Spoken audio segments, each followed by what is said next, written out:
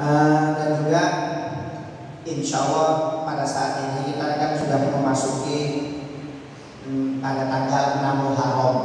Gak lama lagi kita akan memasuki 10 Muharram atau hari Asyura.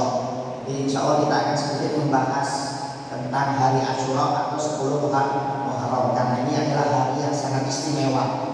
Jadi istimewa bukan untuk umat Islam saja, ini hari yang sangat istimewa untuk orang Yahudi, Nasrani. Karena Muharram itu orang-orang Yahudi dan Nasrani juga berpuasa, juga berpuasa untuk memuliakan hari Asyura atau 10 Muharram. Karena 10 Muharram ini hari Nabi Adam diampuni dosanya oleh Allah Subhanahu wa taala, di mana Nabi Adam diciptakan oleh Allah Taala dan dimasukkan di dalam surga di hari Asyura. Kemudian Nabi Nuh alaihissalam diselamatkan oleh Allah dari banjir bandang pada tanggal 10 Muharram atau hari Asyura. Kemudian Nabi Yunus dikeluarkan dari perut ikan Nun pada tanggal 10 Asyura. Nabi Musa diselamatkan dari kejaran Fir'aun membelah laut merah, itu hari Asyura 10 Muharram.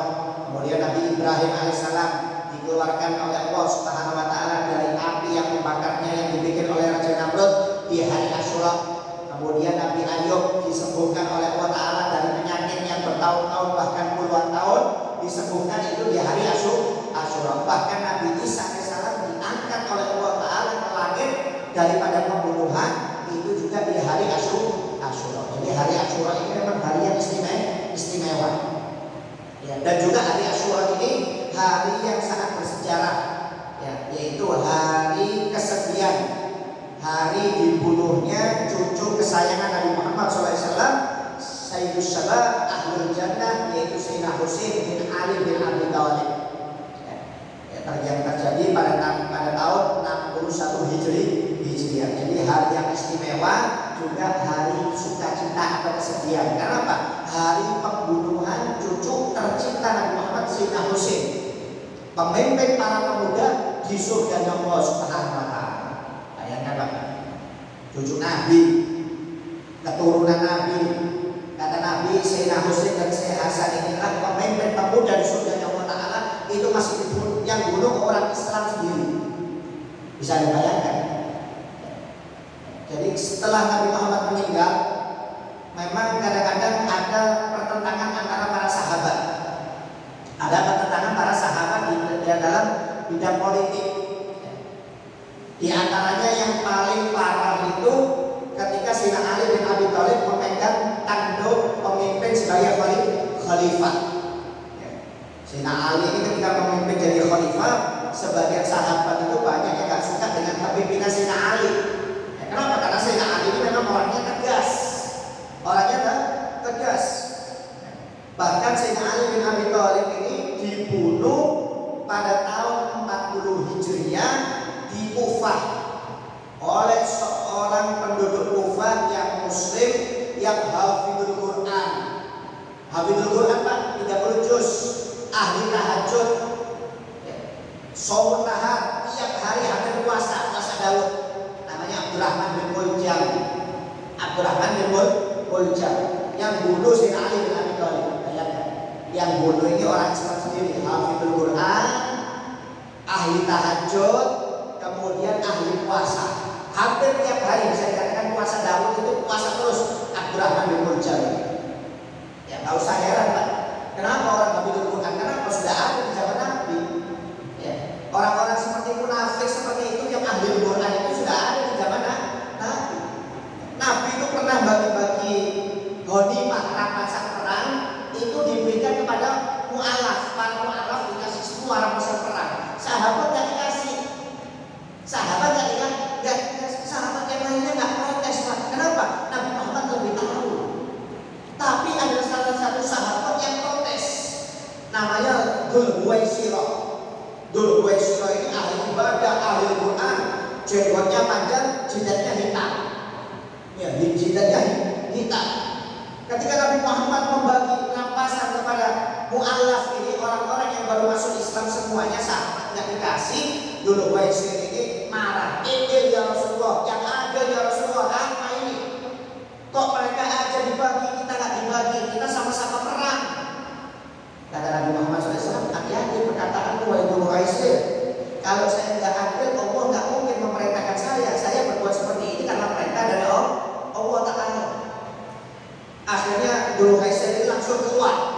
meninggalkan Nabi Muhammad Shallallahu Alaihi Wasallam. Sahabat semuanya marah, Pak, kurang ajar. Karena ini dulu Waisir ini ahli Quran. Ada Nabi Muhammad SAW, ya Rasulullah, kenapa dulu Waisir melakukan ini? Padahal dia ahli Quran. Kata Nabi Muhammad, bakal keluar nanti dari turunan dulu Waisir ini orang yang ahli Quran cuma sampai kerongkongan, suaranya aja yang enak, menang suara ahli Quran, tapi nggak pernah mengamalkan, kata Nabi Muhammad SAW. Turunan mereka bukan golonganku dan aku bukan golongan mereka, kata Nabi Muhammad SAW. Ya. Akhirnya sahabat Abu Bakar Siddiq minta izin, ya Rasulullah, izinkan aku untuk memenggal kepala Dhu Waisir. Silakan, kata Nabi Muhammad. Gak tahunya ketika mau dipenggal, Waisir itu lagi ibadah di masjid. Sahabat Abu Bakar Siddiq nggak mau membunuh orang yang sedang ibadah, nggak berani dipenggal. Ditunggu lama tetap ibadah, ditinggal oleh Abu Bakar. Akhirnya kembali kepada Nabi Muhammad, dia sedang ibadah, ya Rasulullah, lama, aku tinggal gak tahan. Sayyidina Umar katakan, aku ya Rasulullah izinkan untuk membunuh, silahkan, kata Nabi Muhammad. Ditunggu oleh Sayyidina Umar ibadah, gak berani lagi Sayyidina Umar bunuh orang ahli ibadah. Padahal sudah kurang ajar dengan Nabi, gak tahan dengan Nabi. Pulang Sayyidina Umar mengatakan, ya Rasulullah, aku terlalu lama nunggunya, dia sedang ibadah. Sayyidina Utsman katakan, izinkan aku untuk bunuh, ya Rasulullah, silahkan. Ditunggu sama, sudah ibadah, gak berani Sayyidina Utsman bunuh orang ibadah. Terakhir Sayyidina Ali bin Abi Thalib, izinkan aku, ya Rasulullah, kata Nabi Muhammad, mungkin orang itu sudah keluar dari Ali. Akhirnya Ali datang ke masjid, Dhu Waisir sudah gak ada.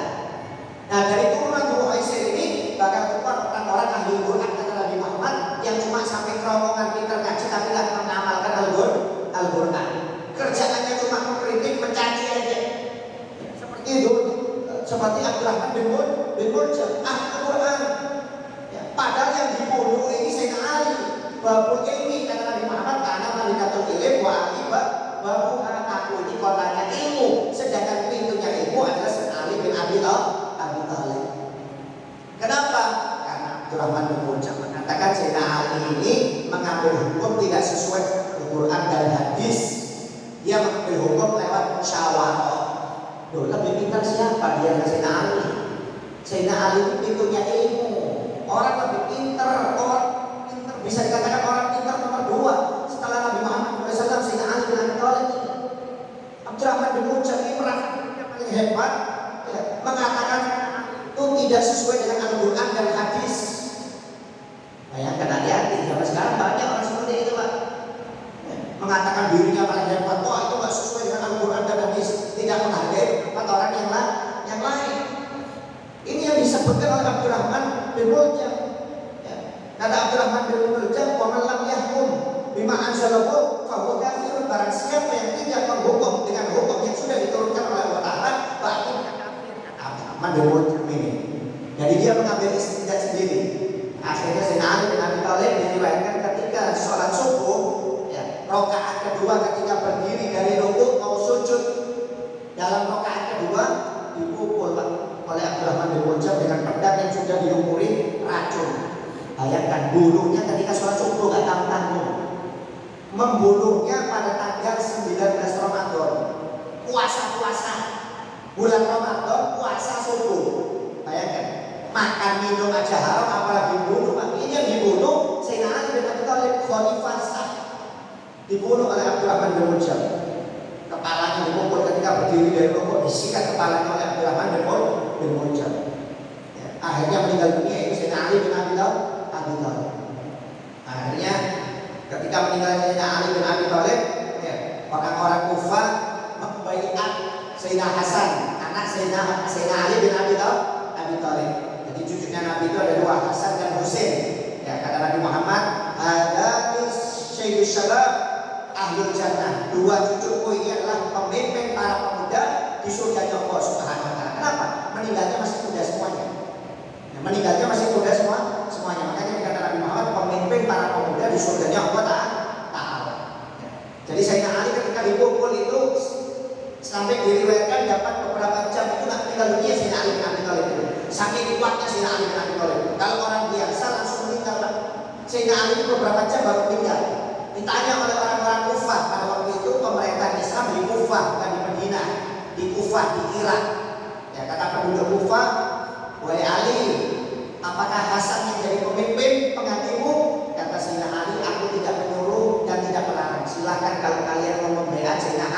Sayyidina Hasan anakku. Yang penting dibaiat atas musyawarah masyarakat. Jangan menunjuk diri sendiri, kata Sayyidina Ali bin Abi Thalib. Akhirnya setelah meninggal Sayyidina Ali bin Abi Thalib, orang Kufah sepakat untuk menjadikan Sayyidina Hasan bin Ali bin Abi Thalib ini untuk jadi khalifah. Tapi Sayyidina Hasan waktu itu yang masih muda nolak, nggak mau. Karena masih banyak sahabat yang lebih tua, yang lebih berpengalaman dalam bidang politik atau menjadi pemimpin. Sayyidina Hasan nggak mau, tapi tetap dipaksa. Sampai 2 bulan itu Sayyidina Hasan itu pasif. Ya, seakan-akan itu nggak senang dijadikan khalifah. Ya. Akhirnya maaf, ketika Sayyidina Ali bin Abi Thalib ini memang memiliki hubungan tidak harmonis dengan sahabat Muawiyah dan Abu Sufyan. Ya, jadi ketika meninggal Sayyidina Ali bin Abi Thalib, Sayyidina Hasan diangkat jadi khalifah. Sahabat Muawiyah ini dan Abu Sufyan semakin marah. Kok tak dia yang tua dijadikan khalifah? Waktu itu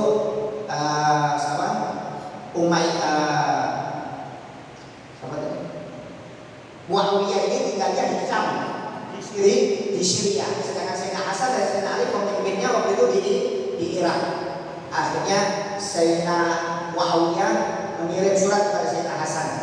Sebenarnya kamu gak pantas untuk jadi khalifah. Kamu itu masih muda. Yang sebenarnya yang pantas itu saya. Saya ini lebih tua dan berpengalaman dalam bidang politik, kata sahabat Muawiyah. Kata Sayyidina Hasan, wahai sahabat Nabi, aku ini diangkat oleh penduduk bukan atas kemauanku sendiri. Aku diangkat khalifah atas permintaan mereka. Marilah kamu membaiat saya, berpihak kepada saya, sebagaimana penduduk Kufah itu berpihak kepada saya, kata Sayyidina Hasan. Tapi nggak diterima oleh Muawiyah. Bahkan Muawiyah menyiapkan pasukan yang banyak dari Syam untuk menyerang Kufah, untuk menyerang Sayyidina Hasan. Ya, jadi memang ada problem politik sahabat ini. Ya. Akhirnya ketika tahu bahwasanya Sayyidina Hasan mau diserang oleh Muawiyah dari Syam, dari Syria, ya, Sayyidina Hasan menyiapkan pasukannya. Ternyata pasukannya yang membaiat dia semuanya ini penduduk Kufah ini ternyata pengkhianat, Pak. Penakut. Mereka gak berani mendukung Sayyidina Hasan untuk berperang musuh Muawiyah. Bahkan komandan perang yang diangkat oleh Sayyidina Hasan untuk memimpin perang musuh Muawiyah itu pun jadi pembelot, pengkhianat, membela Muawiyah. Ya. Akhirnya karena memang Sayyidina Hasan ini akhlaknya mengikuti Nabi Muhammad, gak ingin perang, gak ingin terjadi pembunuhan yang begitu dahsyat. Akhirnya Sayyidina Hasan mengirim surat kepada Muawiyah untuk menyerahkan tahtanya, pimpinannya kepada Muawiyah dengan syarat jangan sampai terjadi perang, kata Sayyidina Hasan bin Abi Thalib. Ya. Ini kata Nabi Muhammad dalam hadis, nanti cucuku ini adalah pemersatu umat, kata Nabi Muhammad SAW. Maksudnya apa? Sayyidina Hasan ini sebenarnya yang pantas jadi khalifah pada waktu itu yang dibaiat Sayyidina Hasan. Cuma karena Muawiyah marah karena dia lebih tua, Sayyidina Hasan dengan lapang dada menyerahkan jabatannya. Ini yang dianggap oleh Nabi hadis Nabi Muhammad bahwasanya cucu Hasan ini akan mempersatukan umat, kata Nabi Muhammad SAW. Ya maksudnya apa? Dalam kejadian ini akhirnya Sayyidina Hasan menyerahkan itu kedudukannya kepada Muawiyah dan dia pindah ke Madinah dan sampai meninggal di kota Madinah Sayyidina Hasan pada waktu itu. Ya, meninggal di kota Madinah. Akhirnya dengan syarat itu dikasihkan kepada Muawiyah, tapi kalau sudah Muawiyah meninggal tidak boleh diserahkan kepada anaknya, harus lewat baiat. Umat mau pilih yang mana silahkan, tidak boleh turunan, kata Sayyidina Hasan. Tapi waktu itu Sayyidina Muawiyah tidak lewat baiat, tapi malah menunjuk anaknya Yazid yang menjadi pemimpin lanjutannya, tidak sesuai dengan komitmen awal yang ditunjukkan oleh Sayyidina Hasan. Jadi saya sudah mengatakan kamu boleh jadi pemimpin, tapi kalau kamu meninggal nanti orang lain yang dibaiat, tidak boleh turunanmu. Ya, tapi Muawiyah dia malah turunannya Yazid, anaknya yang dijadikan pemimpin. Sedangkan Yazid ini orang yang dolim, Pak. Tiap hari saling berkobar pekerjaannya, tarikus sholat, sering meninggalkan sholat, orang yang dolim. Jadi ketika Muawiyah meninggal pada tahun 60 Hijriah, ya, Yazid anaknya Muawiyah dijadikan pemimpin, ya, karena takut Yazid ini bahwasanya ada cucu Nabi yang satu Husain bakal mengganggu kepimpinannya, ya, atau kedudukannya. akhirnya Yazid bin Muawiyah ini selalu mengirim mata-mata ke kota Madinah untuk memata-matai Sayyidina Husain, supaya Sayyidina Husain ini tidak membawa pasukan untuk mendukung dirinya untuk dijadikan khalifah pada waktu itu. Ya, karena sering dimata-matai, Sayyidina Husain akhirnya pindah ke Mekah pada waktu itu. Ya, akhirnya penduduk kota Kufah ini kecewa. Ya, bayangkan penduduk kota Kufah ini pengkhianat, Pak. Dia yang penduduk kota Kufah ini yang bunuh Sayyidina Ali bin Abi Thalib.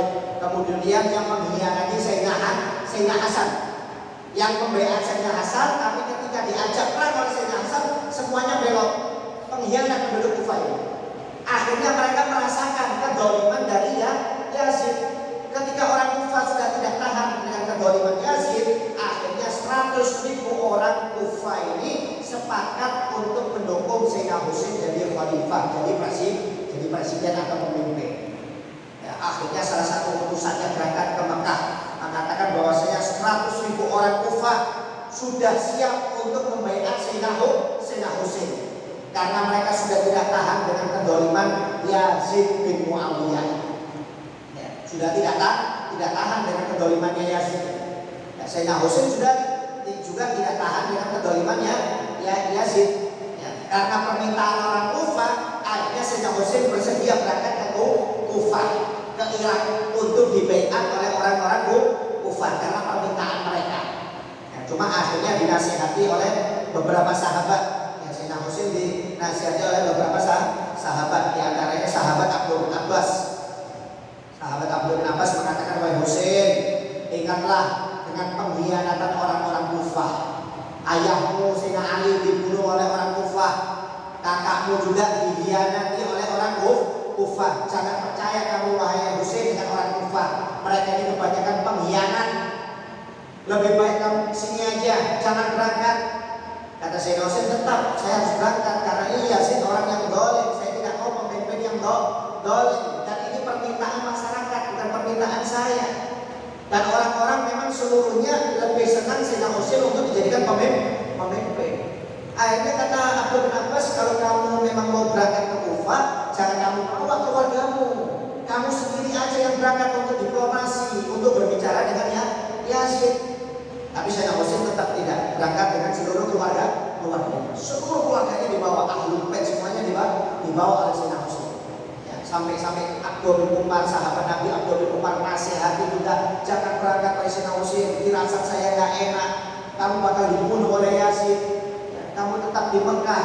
Ya, sampai nangis Abdul bin Umar ini, cium keningnya Sayyidina Husain oleh sahabat Abdul bin Umar. Tapi tetap Sayyidina Husain ini bersikeras. Kenapa? Karena tidak cocok dengan pemimpinannya Yazid yang dolim. Ya, gimana pemimpin dolim? Tiap hari saya minum koper dolim.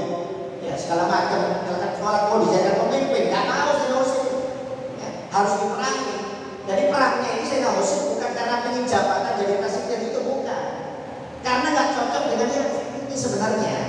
Kalau ketika Muawiyah jadi pemimpin, Sayyidina Husain masih diam. Kenapa? Karena Muawiyah ini masih bagus. Tapi ketika turun kepada anaknya Yazid, wah sudah gak cocok sama sekali. Jadi Sayyidina Husain ini berangkat bukan karena gila jabatan jadi khalifah atau presiden, karena ingin menurunkan Muawiyah dari Yazid tersebut. Karena Yazid adalah orang yang boleh. Akhirnya berangkat pada tahun 61 Hijriah, ya, pada bulan Muharram, ya, sampai di Karbala. Itu Sayyidina Husain pada tanggal 8 Muharram, Karbala.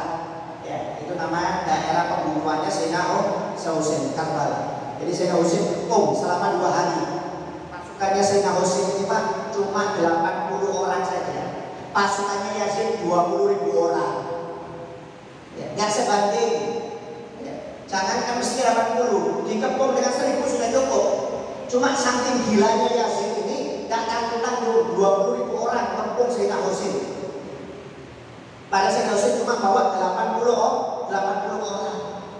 Ya, akhirnya pada tanggal 10 Muharram, ya, Sayyidina Husain dibunuh oleh Yazid, dibunuh lewat anak buahnya, dipenggal kepalanya. Sayyidina Husain bin Ali. Bahkan semuanya dibunuh. Perempuan-perempuannya dihinakan. Karena perempuan itu semuanya keluarga Nabi, ahli bait Nabi.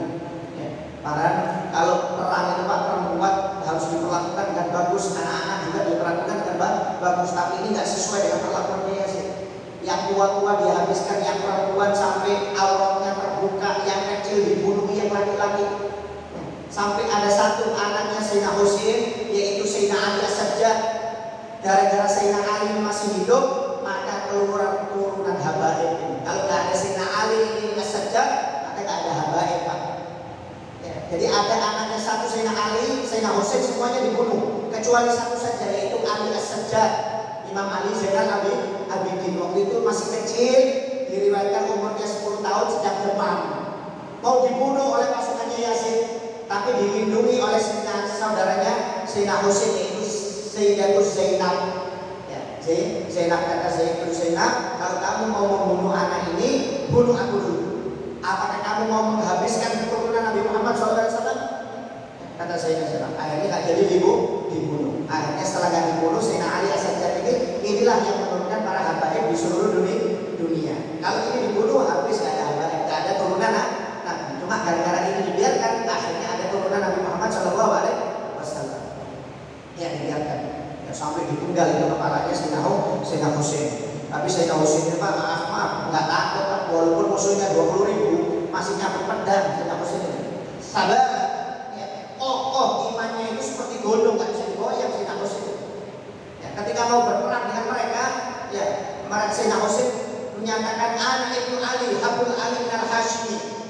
Kata Sayyidina Husain, aku ini anak Sayyidina Ali, turunan Bani Hashim, orang yang nggak pernah takut. Kata Sayyidina Husain, walaupun kamu 20.000, saya nggak pernah takut. Kata Sayyidina Husain, kafani bihadza mafkharan hina afkharu. Cukup bagi aku keturunan Bani Hashim untuk aku berbangga kalau aku mau sombong. Kata Sayyidina Hasan. Kata Sayyidina Husain. Kenapa? Turunan Sayyidina Bani Hashim Abdul Muthalib ini adalah turunan yang dipilih langsung oleh Allah Subhanahu wa taala. Bani yang dikhususkan oleh Allah Ta'ala. Makanya kata Nabi Muhammad, suku atau bani yang paling khusus, yang paling dimuliakan itu adalah Bani Hashim dan Abi Muthalib, yaitu turunan Nabi Muhammad SAW. Kata Sayyidina Husain, wajah Rasulullah akramu man masya, dan kakekku adalah Rasulullah, paling mulianya makhluk Allah yang berjalan di muka bumi ini. Kata Sayyidina Husain, wa nahnu sirajullah fin nasi yasharu, dan kami adalah lampu-lampunya Allah yang menerangi di muka bumi ini.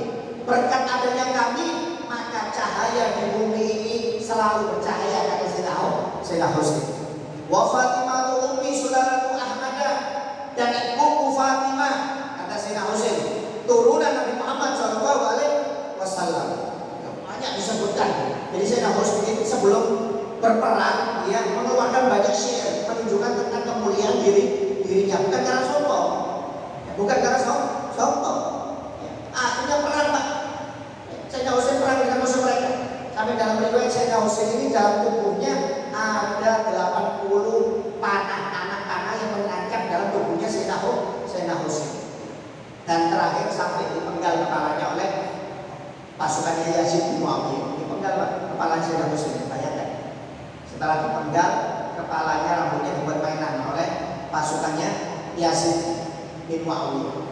Yang menggal ini Pak, kata Sayyidina Husain, demi Allah kamu yang memenggal saya, kamu ketika meninggal kamu tidak akan merasakan rasa hilang dari haus dahaga sampai kamu meninggal. Kata Sayyidina Husain. Akhirnya subhanallah yang memenggal ini betul.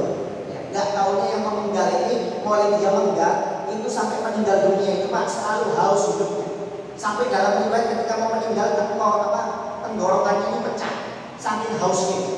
Tenggorokannya dan perutnya pecah karena minum terus tiap hari itu puluhan liter, berapa galon itu diminum haus sampai perutnya dan tenggorokan ini pecah. Yang memenggal kepalanya Sayyidina Husain bin Ali bin Abi Thalib.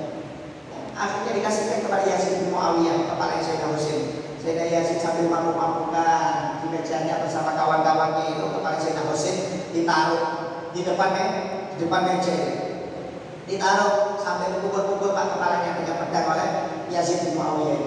Dipukul mulutnya, dibuat mainan. Ketika melihat seperti itu, sahabat Anas bin Malik marah. Marah kepada Yazid. Oh Yazid, apakah kamu mau memerintahkan cucu Nabi Muhammad SAW? Itu mulut bibir yang pernah dicium oleh Nabi Muhammad SAW. Apakah kamu mau menghina menggunakan bibir yang pernah dicium oleh Nabi Muhammad SAW. Bahkan sahabat Zaid bin Arqam ketika melihat tersebut marah juga. Wahai Yazid, apakah kamu mau melakukan hal tersebut? Ini adalah kepala cucu Nabi Muhammad yang pernah dipangku oleh Nabi Muhammad, yang pernah digendam oleh Nabi Muhammad, yang pernah dicium oleh Nabi Muhammad, bahkan pemimpin pemuda di surga. Apakah kamu mau berbuat seperti ini dolemmu? Akhirnya Yazid malu, tidak berani. Karena ditegur dengan oleh beberapa sahabat yang lainnya tidak bisa berpihak. Kenapa? Saking dolemnya Yazid. Jadi Anas bin Malik, Yazid bin Arqam, Zaid bin Arqam, semuanya cuma marah kepada Yazid karena perbuatannya tidak sesuai dengan syariat. Sampai akhirnya kepalanya nih Pak, ya, ada orang rohib pendeta Yahudi. Pendeta Yahudi itu ketika melihat kepala Sayyidina Husain dipotong seperti itu, ditanya siapa itu? Oh, itu cucu Nabi Sayyidina Husain yang dipotong oleh pasukan Yazid. Nangis pendeta rohib, nangis. Didatangi itu pasukan Yazid yang membawa kepalanya itu, pinjam sebentar kepalanya Sayyidina Husain, dibayar dengan harga yang sangat mahal. Dikasih oleh pasukannya, yang penting dapat uang. Ayo jangan lama-lama pegang kepalanya. Dikasih uang oleh pendeta Yahudi tersebut, dipegang kepalanya, dibersihkan darahnya Pak, dicium, dikasih parfum oleh pendeta Yahudi. Dicium dikasih parfum, habis itu dikasih lagi. Subhanallah, malamnya mimpi bahwasanya kepalanya Sayyidina Husain ini bercahaya sampai menembus langit.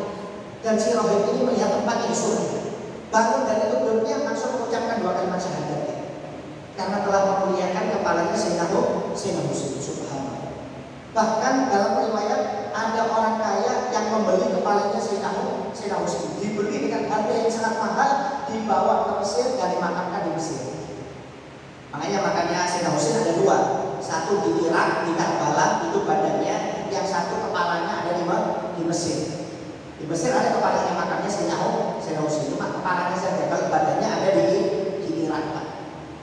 Yang membaiat siapa? Sampai sana yang membaiat itu orang kufar. 100.000 orang siap membaiat. Sampai sana Sayyidina Husain, 1 orang kufar tidak ada yang keluar. 1 orang kufar tidak ada yang keluar. Bayangkan, ngakunya 100.000 orang mau membaiat Sayyidina Husain dari zamannya Yazid. Ketika sudah sampai Karbala, nggak tahunya Sayyidina Husain dibohongi. Dibohongi Pak. Tidak ada satupun orang kufar yang membaiat Sayyidina Husain. Makanya ketika Sayyidina Husain meninggal, pecah 2 kelompok. Mulai Sayyidina Ali keluar itu, meninggal Sayyidina Ali keluar 2 kelompok, yaitu kelompok Khawarij dan Rafidhah. Rafidhah ini kelompok yang mencaci sahabat Nabi Abu Bakar, Umar, Utsman, ini dicaci habis. Ya, kalau sekarang namanya Syiah, aliran Syiah atau Rafidhah ini yang menjelekkan sahabat Nabi. Aisyah dibilang pelacur istri Nabi. Yang kedua Khawarij, yaitu kelompok yang nggak senang dengan ahli bait Nabi Muhammad SAW, nggak senang dengan Sayyidina Ali, nggak senang dengan Sayyidina Hasan, nggak senang dengan Sayyidina Husain. Kelompok yang kedua ini Khawarij. Ya, sampai sekarang ada Khawarij itu mengatakan Sayyidina Husain dipenggal itu gara-gara dia ingin jadi jabatan presiden. Padahal bukan. Sayyidina Husain nggak pernah ingin jadi presiden. Sayyidina Husain itu ingin jadi presiden kenapa? Karena Yazid nggak sesuai. Jadi orang Khawarij kalau di Indonesia sampai sekarang ada Pak.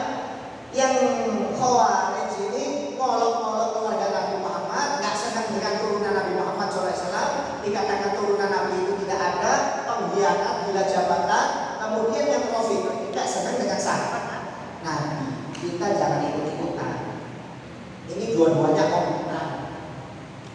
Kita Ahlus Sunnah wal Jamaah itu tetap berpihak sahabat Nabi, cinta kepada sahabat Nabi, dan cinta kepada turunan Nabi Muhammad SAW. Ya, jadi kalau ada orang yang benci dengan turunan Nabi, tidak usah diikuti Pak. Kalau ada orang benci dengan sahabat, jangan diikuti. Ini dua-duanya kotoran. Ya. Kata Habib Abdul Haddad yang kita baca nasihatnya itu, Rafidhah dan Khawarij ini seperti kotoran di bulan buka, sama-sama kotorannya. Jangan diikuti. Ya, saya bela Khawarij, saya bela Rafidhah, sama. Ini sama-sama kotoran, nggak perlu dibela. Kalau Ahlus Sunnah wal Jamaah itu apa yang terjadi antara para sahabat itu mereka diam, tidak pernah ikut-ikutan. Oleh karena itu kalau terjadi pertentangan antara para sahabat dan Ahlul Bait, kita nggak usah ikut-ikutan diam. Karena bukan kapasitas kita Pak. Mereka orang yang alim, yang belajar langsung dengan Nabi Muhammad ini orang bodoh. Jangan menghukumi ahli bait Nabi, jangan menghukumi sahabat. Seakan-akan kita ini lebih hebat daripada keluarga Nabi, lebih hebat daripada sahabat Nabi. Jangan. Memang ada pertentangan yang seperti Sayyidina Abu Bakar As-Siddiq, ya, milih bertentangan dengan Siti Fatimah. Ya. Sampai Fatimah itu pertama dengan Sayyidina Abu Bakar As-Siddiq. Kenapa? Karena tanah salah tanah fadak. Sayyidina Abu Bakar As-Siddiq mengambil hadis Nabi Muhammad bahwasanya Nabi itu kalau meninggal nggak punya warisan. Ya. Makanya Sayyidina Abu Bakar tidak memberi warisan kepada Siti Fatimah. Tapi Siti Fatimah mengambil dasar hukum dari Al-Quran bahwasanya dapat khumus keluarga Nabi itu dapat 1/6. Jadi nggak ketemu Sayyidina Abu Bakar ngambil hadis, Siti Fatimah ngambil Quran. Jadi bentrok. Siti Fatimah ingin warisan dari tanah fadak dari ayahnya. Sayyidina Umar tidak mau memberi warisan kepada Siti Fatimah. Sampai bentrok, sampai Siti Fatimah ini sakit hati dengan Abu Bakar. Sampai ketika di akhir umur Siti Fatimah, Sayyidina Abu Bakar As-Siddiq mendatangi Siti Fatimah minta maaf. Kata Abu Bakar As-Siddiq, wahai Fatimah, kamu ini anak Nabi. Kata Nabi, barang siapa yang menyakiti dirimu, menyakiti Nabi Muhammad. Barang siapa yang menyakiti Nabi Muhammad, berarti menyakiti Allah. Sebenarnya saya takut menyakitimu. Kalau menyakiti dirimu, berarti menyakiti Nabi Muhammad. Kalau menyakiti Nabi Muhammad, berarti menyakiti Allah Ta'ala. Cuma di sisi lain Nabi Muhammad mengatakan bahwasanya aku tidak memiliki warisan untuk anakku. Makanya di sisi lain kalau saya memberi kamu tanah fadak ini, saya tak ikuti hadis Nabi bahwasanya Nabi tidak punya warisan. Tapi kalau saya tidak memberi warisan kepadamu, kamu sakit hati. Saya takut kebagian hadis Nabi. Barang siapa yang menyakiti anakku Fatimah, berarti menyakiti aku, yang menyakiti aku menyakiti Allah. Jadi aku ini serba salah. Ngasih takut salah, nggak ngasih juga salah. Kata Abu Bakar As-Siddiq. Akhirnya ketika menjelaskan seperti itu, dimaafkan oleh Siti Fatimah. Dimaafkan. Memang jengkel Siti Fatimah dengan Abu Bakar As-Siddiq. Cuma di akhir umurnya dimaafkan. Cuma orang Rafidah mengatakan Siti Fatimah itu matinya dendam dengan Abu Bakar. Ini kan berarti menjelekan Siti Fatimah. Masa pemimpin perempuan di surga punya sifat dendam? Dendam itu bukan sifatnya orang ahli surga. Pemaaf itu sifatnya orang ahli surga. Jadi ada orang Rafidah mengatakan Siti Fatimah itu matinya dendam dengan Abu Bakar. Ini secara tidak langsung menjelekkan Siti Fatimah. Padahal ahli sunnah mengatakan tidak, Siti Fatimah memaafkan Abu Bakar. Oleh karena itu hati-hati. Jangan pernah ikut-ikutan dengan golongan yang menjelek-jelekan turunan Nabi dan menjelekkan sahabat. Jangan diikuti. Ini dua-duanya kotoran aliran yang tidak benar. Kita sebagai ahli sunnah wal jamaah menghormati sahabat, menghormati turunan Nabi Muhammad SAW. Dan ini masih ada, aliran ini sangat banyak. Sampai sekarang ada dan Rafidah. Mudah-mudahan kita dijatuh oleh Allah Subhanahu Wa Taala dari dua aliran ini. Dan juga dianjurkan juga di hari Asyura nanti kita untuk memperbanyak ibadah kepada Allah Subhanahu Wa Taala. Ya. Di antaranya untuk berpuasa. Jangan lupa untuk puasa hari Asyura tanggal 10 Muharram. Kalau bisa disambung dengan tanggal 9. Minimal kalau bisa tanggal 10-nya. Kalau nggak bisa tanggal 9 dengan 10, tanggal 10. Jadi tanggal 10 ini hari Sabtu. Jadi tanggal 9 hari Jumat, tanggal 10 Muharram atau hari Syawal, hari Sabtu yang akan datang ini 29 Agustus. Jadi disunahkan untuk puasa Tasyu'a dan Asyura. Kalau nggak bisa puasa Asyura saja. Kemudian disunahkan juga untuk melebihkan belanjaan kepada keluarga di hari Asyura. Yang biasanya mungkin Anda belanjanya 100.000, kalau hari Asyura lebihkan 150, 200, lebihkan, jangan sama. Ini sunnah. Ya.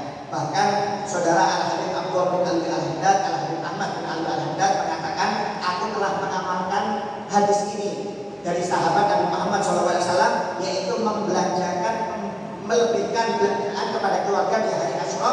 Subhanallah, tiap tahun rezeki itu selalu lancar, kata beliau. Ya, makanya dianjurkan untuk melebihkan, jangan pas-pasan.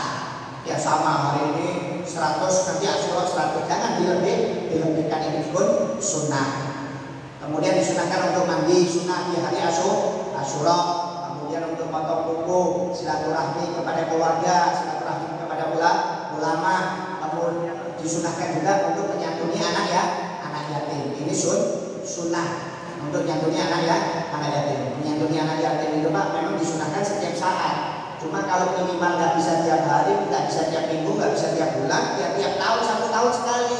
Kapan? Yaitu di hari Asyura. Karena ini adalah hari kasih sayang. sayang. Dianjurkan untuk bersedekah, memperbanyak sedekah di hari Asyura, karena dalam barang siap sedekah di hari Asyura maka seperti bersedekah selama 1 tahun, terutama kepada anak yatim. Dan insya Allah mana biasanya ya Majelis Taklim Rohimul Hamdan akan mengadakan santunan anak yatim di hari Asyura seperti tahun-tahun yang kemarin. Cuma maaf karena keadaan COVID seperti ini, jadi yang kita undang itu cuma anak-anak yatimnya dan para donaturnya. Kalau tahun kemarin kan walaupun nggak donatur, yang penting puasa kita undang. Ya cuma karena ini masih dalam keadaan seperti ini COVID, jadi kita mengurangi. Ya tetap kita mengadakan, karena kalau tidak kita adakan kasihan ini anak-anak yatim ini sudah kena corona, sepi pemasukan, kemudian diliburkan lagi, kasihan nanti. Jadi tetap kita adakan di hari Asyura ini santunan anak yatim 100 orang, insya Allah kita datangkan anak yatim tersebut dan kita mengundang untuk donaturnya yang mengasih langsung. Jadi mungkin nggak banyak, antara donaturnya itu nggak banyak yang ngasih langsung. Kalau biasanya tahun kemarin yang puasa juga kita undang, walaupun nggak donatur yang penting puasa. Tapi insya Allah di tahun yang akan datang diangkat di COVID bisa bergabung semuanya insya Allah. Tapi untuk tahun ini tetap diadakan. Jadi Anda mau menyumbang silakan, mau nyumbang 50.000 boleh, 100.000 boleh, nanti dikumpulkan, ditaruh di toko Raja Wangi, di tendean, atau di transfer nanti di Facebook atau Instagram ada WhatsApp, itu ada donasinya. Terserah Anda mau nyumbang 50, mau nyumbang 100, 200, nanti kita kumpulkan. Yang penting kumpulkannya paling lambat hari Sabtu sebelum zuhur. Karena setelah zuhur kita ambil uangnya, kita bagi 100 amplop. Kan ngasihkannya asar, ya karena asar atau zuhur, nanti hitung lagi susah. Ya, karena kebanyakan kadang-kadang datang asal ngasih uangnya, akhirnya kita buka amplop lagi, hitung lagi susah. Jadi kalau bisa itu minimal paling akhir itu Sabtu, ya hari Asyura itu Sabtu sebelum zuhur itu sudah didonasikan ke rekening yang sudah ditentukan nanti, bukan rekening pembangunan, dan juga bisa disetor ke toko. Mau nyumbang 50 boleh, mau 100 boleh, mau 200 boleh, mau 500 boleh. Nanti kita gabung, dapatnya berapa kita bagi. Nanti ada kawan-kawan juga yang biasanya hari H langsung siapkan 100 amplop. Nah itu yang datang langsung. Ya, jadi kalau yang mau ngasih 100 amplop itu silahkan datang di hari H-nya. Nanti kasih sendiri kepada anak yatim itu sambil usap kepalanya. Kemudian kita baca doa dan zikir hari Asyura. Kemudian buka bersama, sholat maghrib bersama. Kemudian dilanjutkan dengan buka makan-makan. Nah, jadi untuk mengurangi kumpulan, karena kalau digabung semuanya bisa banyak. Jadi insya Allah mudah-mudahan dikasih kemudahan rezeki kita oleh Allah Subhanahu wa Ta'ala untuk bisa menyenangkan anak yatim dengan niatan, dengan membahagiakan anak yatim ini. Kita dibahagiakan oleh Allah Ta'ala dengan harapan menyenangkan anak yatim ini, kita disenangkan hidup kita oleh Allah Subhanahu wa Ta'ala. Jadi donasinya silakan, bukan harus hari Asyuranya, mulai besok lusa silakan, mau dikumpulkan, mau ditransfer boleh, tapi tetap nanti dibagikannya di hari Asyura. Jadi sama aja, jangan nunggu pas hari Asyuranya, supaya untuk mengurangi kumpulan dari orang yang lain. Jadi silakan ya, yang mau ikut ambil silakan. Nanti di Facebook itu, di Instagram sama WhatsApp itu akan kita umumkan mulai besok. Itu ada nomor rekeningnya dan juga bisa didatangi secara langsung di toko. Taruh bilang untuk anak yatim. Kalau jangan nggak ngomong, nanti takutnya untuk pembangunan majelis.